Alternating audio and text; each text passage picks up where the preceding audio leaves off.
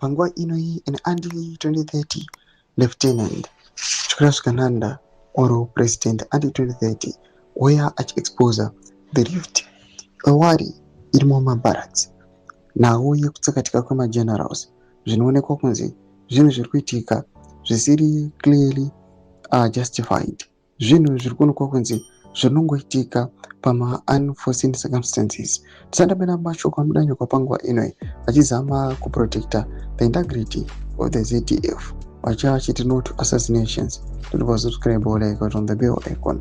Toona kuti Chikras Kananda anoposta the picture of the recent general who was laid to rest on the National Heroes Acre.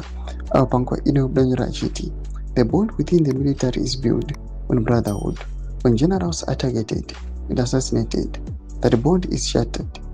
He cannot expect the ZDF to stand as his personal guard, while the ghosts of fallen colleagues demand justice, not assassinations, not ED 2030.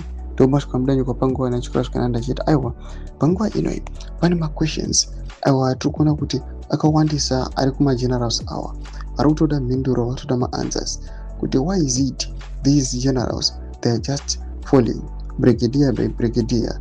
Chionekwa kunzi each and every year, each and every month kwekuchongoonekwa another general achitsakatika. Chitiko chekuti panguva inoi they are worried kuti what is taking place and now they are fearing even speaking out their position just genuinely kungotaura kuti they are in support of the constitutional amendments or not.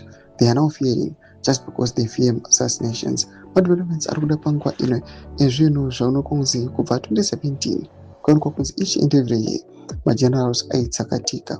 Pinda kumasection medu dzafungira muri kudi pamusoro pechitiko ichi. So subscribe or like, chita on the bell icon.